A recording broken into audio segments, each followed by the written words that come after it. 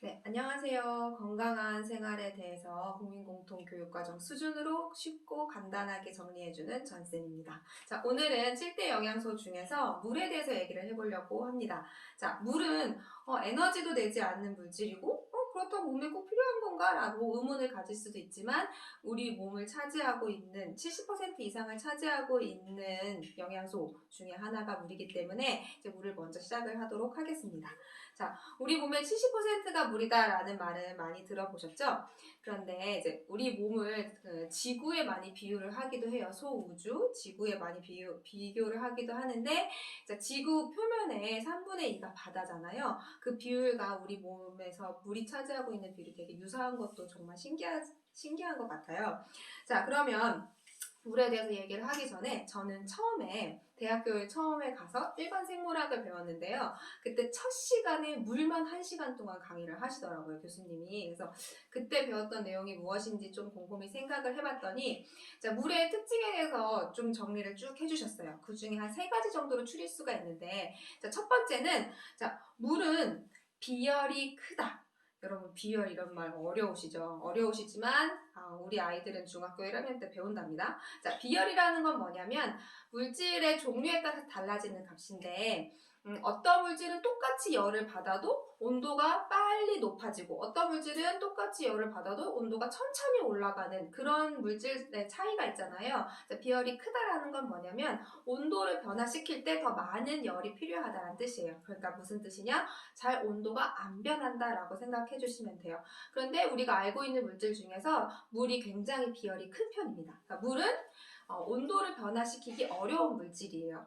우리 몸의 70%가 물이라고 했는데 우리 몸은 인간은 온도가 체온이 일정하게 유지가 되는 그런 정온 동물이잖아요. 그러니까 이 체온을 일정하게 유지하는데 굉장히 많은 에너지를 쓰고 있어요. 우리가 칼로리 먹는 것 중에서 대부분이 체온 유지를 하는데 쓰고 있는데 그때 도움이 되는 게 우리 몸이 물로 이루어져 있다는 뜻이죠.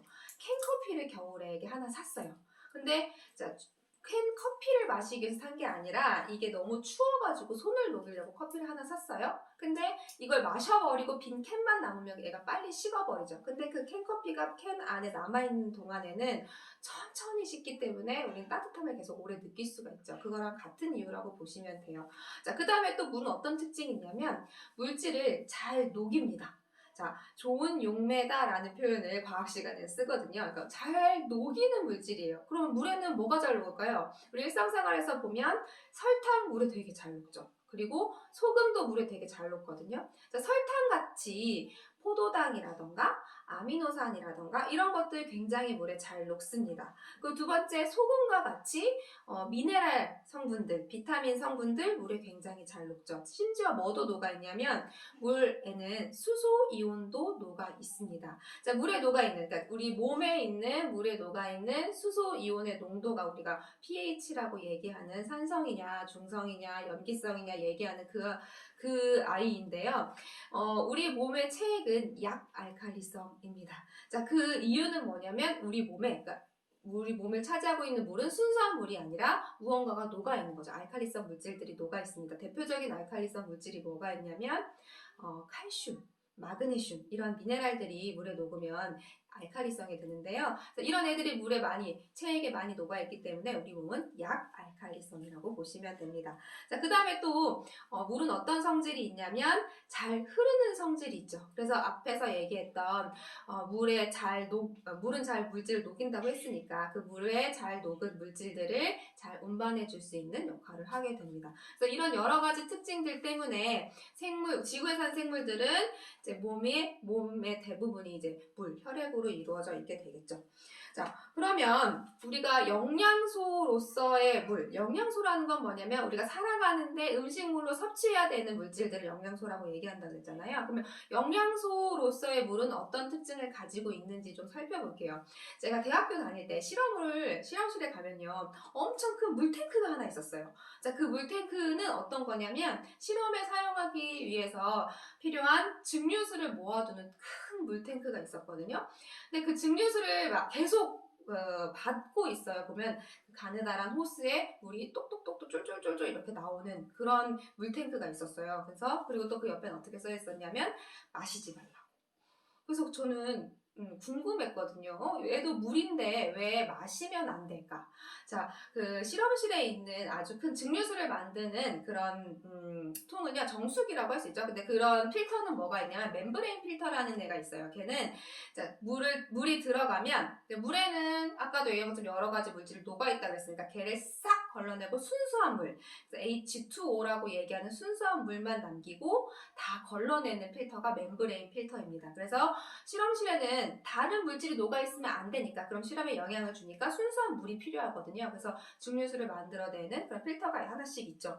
근데 마시지 말라고 써 있었어요. 물을 왜 마시면 안 되지? 그 왜가 안 될까요? 그 안 되는 이유는 내 몸과 가까운 물이 아니기 때문입니다. 우리가 이제 뭐 어떤 모 카피에서 그런 얘기를 많이 하잖아요. 내 몸에 가까운 물 어쩌고, 그죠? 근데 내 몸에 가깝지 않은 물을 마시면 독이 될 수도 있다는 뜻이죠. 그래서 멤브레인 필터로 걸러진 물을 마실 때는 굉장히 주의를 요해야 돼요. 왜냐하면 그런 애를 마시게 되면 우리 몸에 농도가 맞지 않아서 pH나 이런 여러 가지 것들이 맞지 않기 때문에 거기에 필요한 것들 또 다시 섭취를 해주셔야 되겠죠. 그렇지 않으면 건강에 아주 위험하게 됩니다. 그러면 내 몸에 가까운 물은 어떤 물일까요? 여러분 눈을 살짝 감으시고 상상을 좀 해보세요. 자, 어떤 상상을 하냐면, 자, 비가 내립니다. 자, 비가 하늘에서 이렇게 토독토독 떨어져요. 근데 그 비가 어디로 가냐면, 자, 풀이 이렇게 깔려있는 그런 그 바닥에, 땅에 떨어집니다.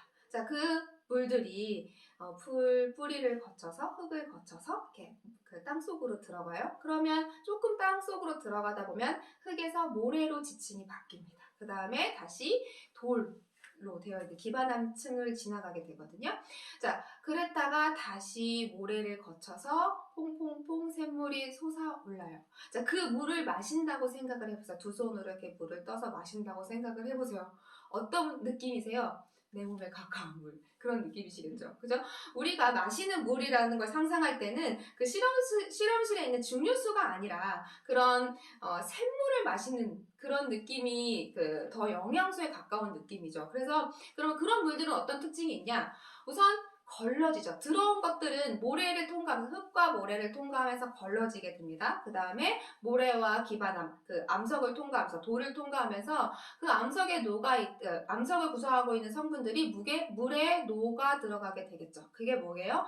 미네랄이 됩니다. 그죠? 미네랄이 살아있는 물을 마셔야 우리 몸은 그 물이 영양소구나, 우리 몸에 꼭 필요한 물이구나 이렇게 느끼게 되겠죠. 그죠? 그래서 그러면 우리가 흔히 이제 음용수로 사용하고 있는 물들을 잘 살펴보면 어떤 물들을 마셔야 될지 이제 판단이 서실 것 같아요. 우선 가정으로 들어오는 물, 수돗물이죠. 예전에는 수돗물도 그냥 마셨거든요. 정수기라는 개념이 그렇게 오래되지 않았어요. 근데 수돗물을 마시다 보니까 어떤 일이 벌어지게 됐냐면, 우선 수돗물은 나라에서 전체 가정에 공급하는 물이잖아요. 그래서 세균이 살지 않도록, 번식하지 않도록 염소라는 거를 물에 녹여갖고 보냅니다. 이 염소가 물에 녹으면 뭐가 돼요? 염산이 되죠. 그럼 염산이 들어있는 물을 우리가 그대로 마시게 되면 어떻게 돼요? 혈관에 스크래치를 내게 되겠죠. 그래서 이게 동맥경화의 원인이 되거든요. 그래서 우리는 염소가 들어있지 않은 물을 먹기 위해서 정수기를 사용하기 시작을 했습니다. 그 전에는 그냥 세균만 없으면, 콜레라균이나 장티푸스균이나 이런 수인성 질병이 일어나지 않으면 된다고 생각을 했기 때문에 염소를 풀어서 수돗물로 사용을 하게 됐거든요. 근데 지금도 염소를 풀어서 수돗물로 사용하는 이유는 그게 가장 저렴하고 안전한 방법이기 때문에 그래요. 근데 우리가 직접 마시는 물은 마시기 직전에 이 염소를 없애주는 게 가장 좋겠죠. 왜냐하면 마시기 전에 염소를 없애버리면 염소가 없는 물은 세균이 번식할 수 있으니까.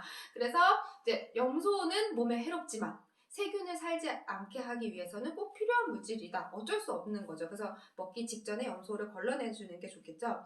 그래서 수돗물 정수기를 사용하는 이유 첫 번째는 염소를 걸르는 겁니다. 그죠? 그러면 어떤 정수기를 사용하는 게 좋을까요? 아까 얘기했던 것처럼 나쁜 물질들은 촘촘한 진흙, 흙층이 걸러주고, 그 다음에 몸에 필요한 미네랄은 돌이 이제 공급해주는 그런 샘물 같은 물을 마시면 좋을 거잖아요. 그래서 미네랄이 살아있는 물을 잘 체크를 해서 찾아서 드시면 됩니다. 그러면 우리가 이제 시중에서 미네랄 워터라는 걸 사서 드신다고 합시다. 자, 그런 거 우리 보통 생수, 미네랄 워터 이렇게 얘기를 하는데요. 생수는 미네랄이 들어있기 때문에 우리 몸에 가까운 물이 맞습니다. 그런데 저는 진짜 궁금한 게 있었어요. 생수를 팔 때요, 마트나 편의점이나 보면 냉장고에 예쁘게 들어있는 생수들도 있지만 어디에 있어요? 그냥 바깥에 이렇게, 그죠? 뭐 어떤 검은색 빛을 차단하는 그런 비닐이나 이런 거 씌워져 있지 않고 그냥 생수가 예쁘게 바깥에 딱 진열이 되어 있죠. 근데 하늘에는 햇빛이 쨍쨍해요. 그 햇빛이 투명한 생수병을 통해서 다 생수를 비추고 있잖아요. 그런데 우리가 물을 싸가지고 다닐 때, 물병에 넣을 때 이틀 된 물 마셔요? 안 마시죠. 저 어제 먹었던 거 오늘 먹으려고 하면 좀 찝찝해서 버리고 다시 뜨잖아요. 깨끗이 씻어서. 근데 생수는 유통기한이 6개월에서 2년이에요. 근데 6개월에서 2년 동안 냉장고에 있는 게 아니고 그렇게 상온에 직사광선을 맞으면서 있는데 물 이끼가 끼지 않죠. 그거는 정말 저는 궁금하더라고요. 어떻게 어떤 과학 기술로 물 이끼를 끼지 않게 하는지, 세균이 번식하지 않게 하는지 정말 궁금하긴 한데, 자, 그런데 또 생수는 어디에 들어있어요? 유리병에 들어있는 게 아니라 페트병에 들어있죠. 페트병이라는 거는 이제 플라스틱 의 종류 중에 하나인데, 얘를 만드는 과정에서 비스페놀 안티몬이 들어가죠. 안티몬이 들어가기 때문에 얘는 이제 발암 물질이니까 안티몬이 페트병에 들어있는 건 아니지만 페트병을 생산을 할 때 안티몬이라는 물질이 들어가기 때문에 이게 100% 제거됐다라고 할 수가 없을 수 있겠죠. 그죠? 그리고 또 요새 또 가장 큰 문제점이 되는 건 뭐냐면 쓰레기죠. 페트병 하루에 2리터짜리 한 개를 먹는다고 합시다. 보통 우리 사람 한 명이 하루에 2리터 먹는 게 그 권장량이니까. 그럼 하루에 페트병 하나가 나와요. 그럼 한 달이면 30개가 나오겠죠. 그럼 1년이면 계산해보세요. 그죠? 360개 정도가 나올 거 아니에요? 365개 정도가 나올 거잖아요. 그 페트병들이 다 어디로 갈까요? 바다, 거북이, 바다에 사는 물고기들이나 이런 해양 생태계가 굉장히 파괴가 되겠죠. 그래서 쓰레기 문제도 만만치 않다라고 생각을 합니다. 그러면 이제 여러분들이 어떤 물을 마셔야 하는지 정확하게 생각을 해보고 환경과 그리고 인간에게 도움이 되는 선택을 하셔서 좋은 물을 선택해서 드셨으면 좋겠습니다. 자, 오늘 영양소 물에 대한 내용이 여기까지 하고요. 다음 시간에 또 만나 뵙도록 하겠습니다.